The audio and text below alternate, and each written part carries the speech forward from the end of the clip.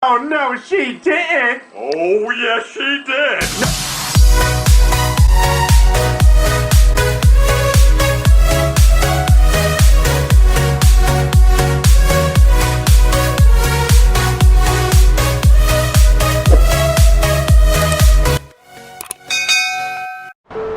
Hey, it's your girl Soso. Hi guys, welcome back to my channel. I hope you've all been good, and yeah, it's a new week, it's a new day. Sorry about last week when I was in my feelings. Like, yeah. I'm okay now. I just feel like sometimes I feel a bit too much, you know. I'm like an empath, you know. I feel things.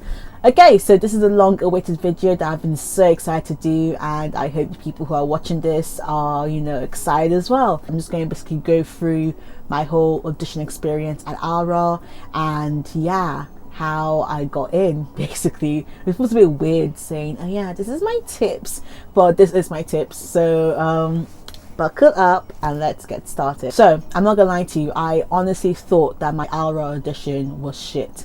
I was like, oh my god. So it actually started off really nicely, I won't lie to you. I met two teachers, one from each campus at Alra. So one from the south and one from the north. And yeah, they were both lovely. Honestly, they're just so nice and welcoming, and they made me feel even more relaxed, which I thank God for, because if they were very like, you know, uppity or very like, hey, like I think I'd be a bit more freaked out, but they were so lovely. So like that really did make me a bit more relaxed. So I introduced myself as you do, and I did my monologue piece. So the piece that I did, so for Alra, the audition process is that you submit two audition self-tapes, if that makes sense. So two contemporary self-tapes. So for my first contemporary monologue piece for Alra, I did Honor by Joanna Morris Smith, and I was playing Sophie. And for my second monologue piece, I did Constellations by Nick Payne, and I was Marianne. For the Zoom audition piece, I did Tis Pity She's a Whore by John Ford, and I was playing Hippolyta. She had a very small role within the entire play, like you only see her twice or three times, I believe. So yeah, so what happened, I did my piece, and the teacher from the north campus, she redirected me and said, you know, for me to do this and this, and I was like, okay, literally take your time. I made sure that I showed them that I'm going to take my time, I'm actually going to think about this. And she actually laughed when I did this one bit. That made me feel a bit more like, okay, yeah, I'm doing what they want me to do.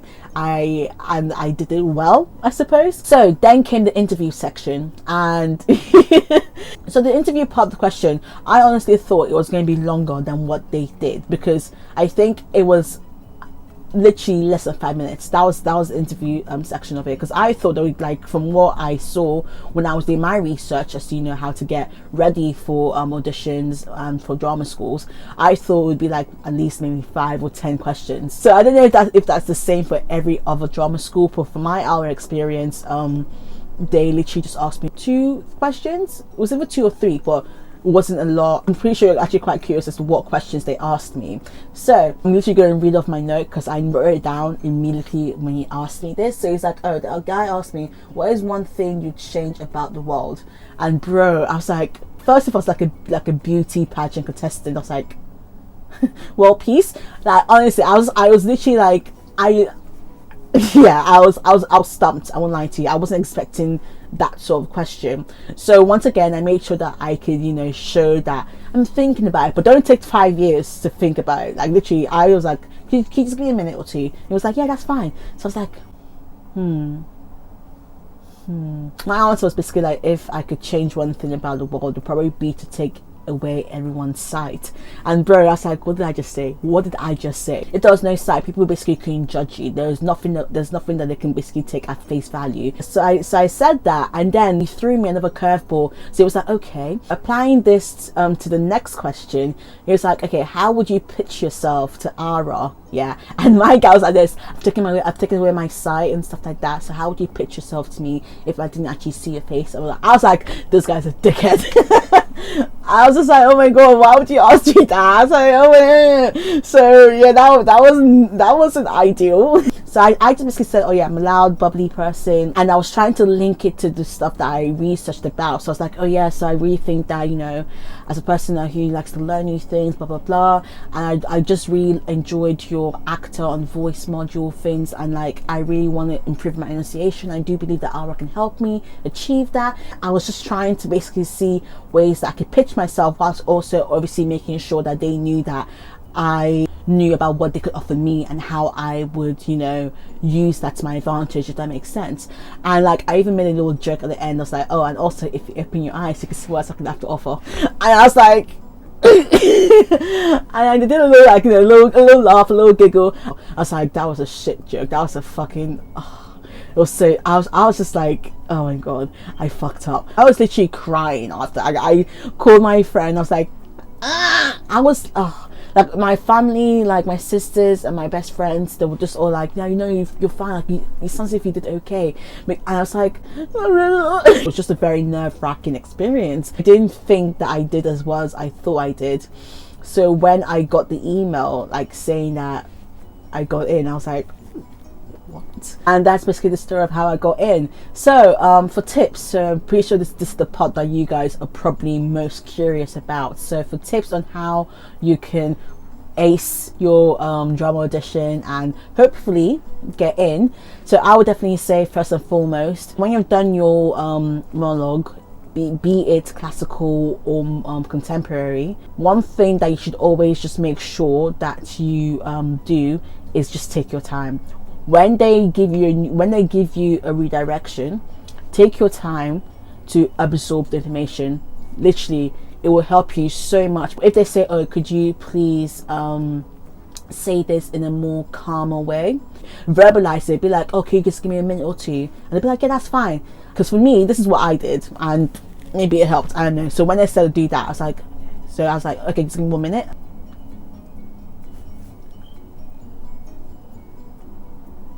I was actively thinking as to what line am I going to say, and how am I going to say like that, and how am I going to maintain that. And if I can't maintain it, how can I try to go back to it, if that makes sense. You're not going to get penalized for it. Like, they're not there to penalize you for anything. They literally just want you to take in new direction. They want you to show that you can take in criticism. You've probably seen this as well.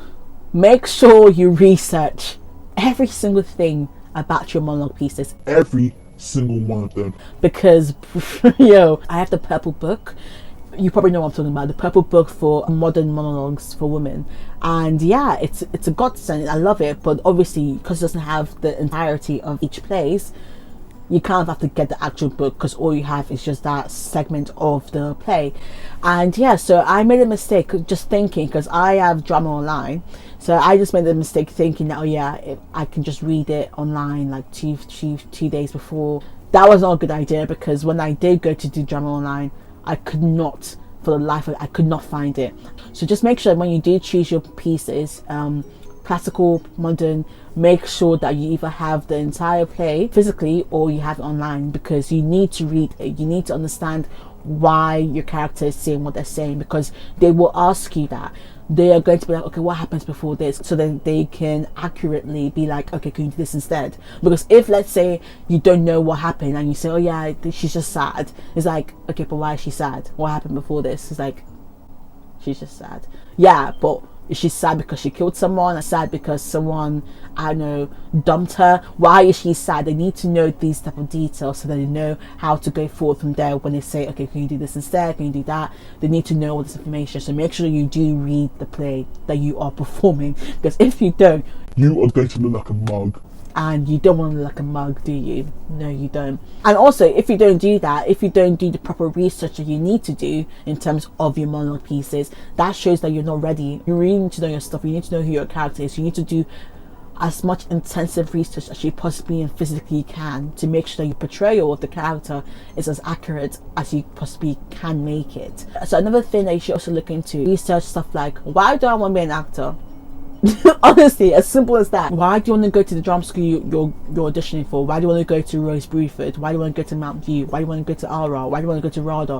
Why?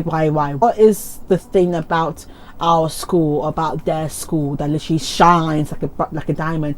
And even if you're basically bullshitting, even if maybe Aura is your 7th choice or 5th choice, it doesn't matter. Make sure you cater it as nichely as possible. Literally research the alumni, research the sort of modules they give, because yeah, most of the time the modules are basically similar across all board. I know that, but most of the time though, each drama school has a little like je ne sais quoi, you know what I mean? So make sure you find out what that is and find out how you can link that back to you. For me personally, the reason why I would go to Aura is because I just loved how it encompasses everything. It encompasses theatre, TV, radio. They have like an actual like radio station within their school, I think in both South and North, stuff like that. I just love that. I also like that they had this voice actor module. For me, I struggle a lot with my enunciation. That's a fact. I'm trying to improve it very well. I definitely feel like Alra would definitely help me to achieve that, and also just stuff to do around the voice. That for me was my niche, and I made sure that I mentioned it in my interview to show that yeah, I know that you guys can help me and I need your help. Basically you're sucking up as much as you can, but obviously show that you got some skill as well.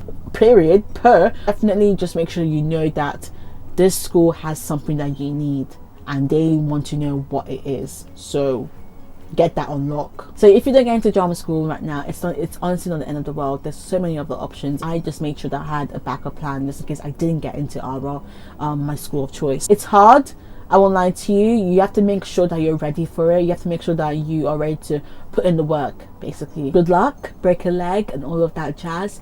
Like, you can do it. Honestly, just believe in yourself. And if the results aren't what you wanted, then you could always try again next year, or you can just go through other routes. There's always that option. And yeah, so next step for me right now is to basically apply for the for the dance and drama scholarship award thing. Hopefully I get it. If I get it, that would basically mean that they would, you know, help me pay for the course, and that means I wouldn't be in debt. Fingers crossed. We can only hope.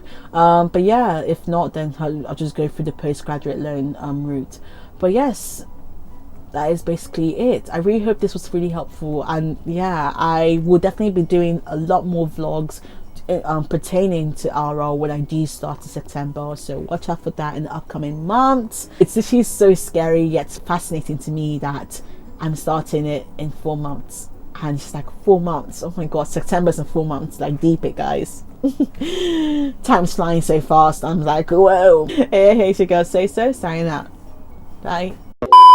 And all that jazz.